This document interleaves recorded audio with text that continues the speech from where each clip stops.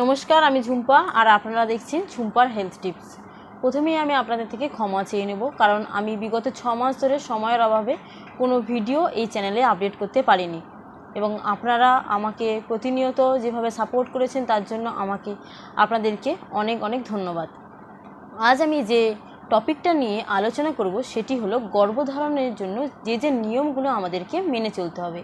এই গর্ভধারণের বিষয়ে অনেকের অনেক কিছু ধারণা এবং ভ্রান্ত ধারণা দু রকমেরই আছে, যে আমরা কতদিন পর সহবাস করব, কিভাবে সহবাস করব, কি নিয়ম মানা উচিত, এইসব অনেক ধরনের। আমরা প্রতিদিন সহবাস করব নাকি একদিন পরে করব, না এক সপ্তাহে একদিন করব, এই নিয়ে অনেকের অনেক রকম ধারণা আছে। তো প্রথমেই আমাদেরকে যেটা জেনে নিতে হবে সেটা হলো আমাদের যে বাচ্চা ধারণের যে জরায়ুটা আছে সেটার গঠন আমরা প্রথমেই জেনে নেব। নারী শরীরে আমরা যদি সামনের দিকের যে জেনিটালিয়া আছে, নারীর শরীরের আমরা যদি গঠনটা দেখি তাহলে এই যে আমরা যে তিনটে পরপর ছিদ্র দেখতে পাচ্ছি, সে প্রথম ছিদ্রটা হলো আমাদের মূত্রনালী, এবং তারপরেরটি হলো আমাদের যোনিপথ, এবং তারপরেরটি হলো আমাদের মলাশয়। মূত্রনালী দিয়ে আমাদের ইউরিনটা শরীরের বাইরে বেরিয়ে যায়। এই যোনিপথ দিয়ে আমাদের শরীর থেকে মাসিকের সময় রক্তস্রাব হয়, আমাদের বাচ্চা এখান দিয়েই ডেলিভারি হয়, এবং আমাদের বীর্য এই যোনিপথেই আমাদের যোনিপথ দিয়েই শরীরের মধ্যে প্রবেশ করে, এবং আমাদের যে চিত্রটা আছে সেটা মলদ্বার, এবং এই মলদ্বার দিয়ে আমাদের শরীর থেকে মল নিঃসৃত হয়। আমরা যদি আরেকটু ভিতরের দিকে যাই তাহলে দেখব আমাদের যে জরায়ুটা আছে, মানে যে বাচ্চাদানিটা আছে, সেই বাচ্চাদানির গঠনটা ঠিক কী রকম। প্রথমেই আমরা দেখতে পাচ্ছি আমাদের যে যোনিপথটা আছে, এই যোনিপথটা কিন্তু অনেকটাই সুদীর্ঘ। তারপরে আসছে আমাদের জরায়ু, এবং জরায়ু থেকে দুদিকে দুটো নালীর মতো আছে, এটাকে বলা হয় ফ্যালোপিয়ান টিউব, এবং ঠিক তার পাশেই যে অ্যাটাচ হয়ে আছে এটা হলো আমাদের ডিম্বথলি। এখান থেকেই আমাদের একটি করে ডিম আমাদের ডিম্বাশয় থেকে নিঃসৃত হয়, এবং যদি প্রথম মাসে আমাদের যদি বাঁ দিক দিয়ে আমাদের ডিমটা নিঃসৃত হয়, তার পরের মাসে আমাদের ডান দিক দিয়ে ডিমটি নিঃসৃত হবে। এইভাবে আমাদের প্রক্রিয়াটি চলতে থাকে। এরপরে আমাদেরকে জেনে নিতে হবে যে আমরা ঠিক কখন সহবাস করব, মানে আমাদের মাসিক চক্রের ঠিক কোন সময় আমাদের সহবাসটা করা উচিত, তার ফলে আমাদের গর্ভধারণের সম্ভাবনাটা অনেকটাই বেড়ে যাবে। আমরা যদি আমাদের ফার্টাইল পিরিয়ডটা আমরা আইডেন্টিফাই করতে পারি, তাহলে সেই সময়ে আমরা আমাদের যদি সহবাসটা করি তাহলে আমাদের গর্ভধারণের চান্সটা অনেকটাই বেড়ে যায়।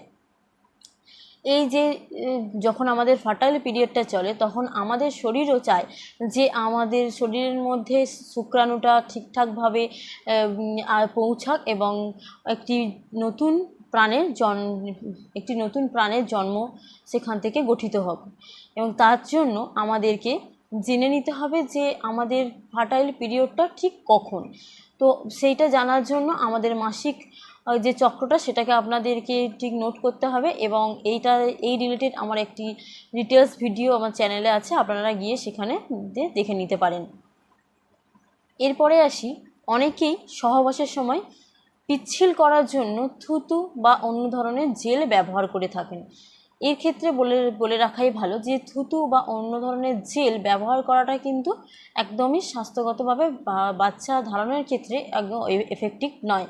এটার ক্ষেত্রে আমাদের গর্ভধারণের সম্ভাবনাটা অনেকটাই কমে যায়। তাই আপনারা যদি থুতু বা জেল ব্যবহার করে থাকেন সেক্ষেত্রে আপনাদেরকে এটা থেকে বিরত থাকতে হবে। ন্যাচারালি আমাদের শরীর থেকে যে সিক্রেশনটা হয়ে থাকে সেই সিক্রেশনটা আমাদের স্পার্মকে আরও দ্রুত আমাদের জরায়ুর মধ্যে ধাবিত করে নিয়ে যাওয়ার জন্য খুবই জরুরি। আমাদের শরীরও চায় যে আমাদের স্পার্মটা যেন সুস্থ সবলভাবে আমাদের ডিমের সঙ্গে মিলিত হয়, এবং যদি আমরা সেই প্রক্রিয়াটায় বাধা দিয়ে আমরা কৃত্রিমভাবে জেলটা ব্যবহার করে থাকি, সেক্ষেত্রে কিন্তু আমাদের বীর্যের মধ্যে থেকে যে স্পার্মটা নির্গত হয় সেই স্পার্মটা কিন্তু ঠিকঠাকভাবে পৌঁছতে পারবে না আমাদের ডিম পর্যন্ত। সেক্ষেত্রে আমাদের কিন্তু গর্ভধারণের সম্ভাবনাটা অনেকটাই কমে যাবে। আপনারা যদি জেল ব্যবহার করেই থাকেন তাহলে অবশ্যই করে আপনাদেরকে মনে রাখতে হবে যে হাইড্রক্সি ইথাইল সেলুলোজ বেসড এই জেলটা আমাদেরকে ব্যবহার করতে হবে। এছাড়া অন্য কোনো জেল আপনারা ব্যবহার করবেন না, এবং অবশ্যই ডাক্তারবাবুর পরামর্শ নেবেন। এরপরে আমাদেরকে যেটা জেনে নিতে হবে সেটা যে অনেকেই বলে থাকেন যে আমরা ঠিক কোন পজিশানে সহবাস করব যার ফলে আমাদের গর্ভধারণের সম্ভাবনাটা বাড়বে। তো আপনারা যে কোনো পজিশানেই সহবাস করতে পারেন। এক্ষেত্রে আমাদেরকে মাথায় রাখতে হবে যে যে পজিশনেই আমরা সহবাস করি না কেন আমাদের যেন যোনিপথেই বীর্যটা প্রতিস্থাপিত হয়, এবং আমাদেরকে কোনোভাবেই কোনো পজিশন ট্রাই করার দরকার নেই। যে অনেকেই অনেক রকমের পজিশন ট্রাই করতে গিয়ে অনেক রকম সমস্যায় পড়ে থাকেন, অনেকের কষ্ট হয়। সেক্ষেত্রেই বলবো যে যেভাবেই কমফোর্টেবল সে সেইভাবেই এই সহবাস করতে পারেন। এইটাতে কোনো হার্ড অ্যান্ড ফাস্ট রুল নেই, আপনারা যেভাবেই ইচ্ছা সেভাবে করতে পারেন। এরপরে অনেকের ধারণা থাকে যে আমরা সহবাসের পরে কতক্ষণ শুয়ে থাকবো, বা বালিশ কোন কোমরের তলায় দিয়ে রাখার দরকার আছে কিনা, বা পাটা উপরের দিকে তুলে রাখার দরকার আছে কিনা।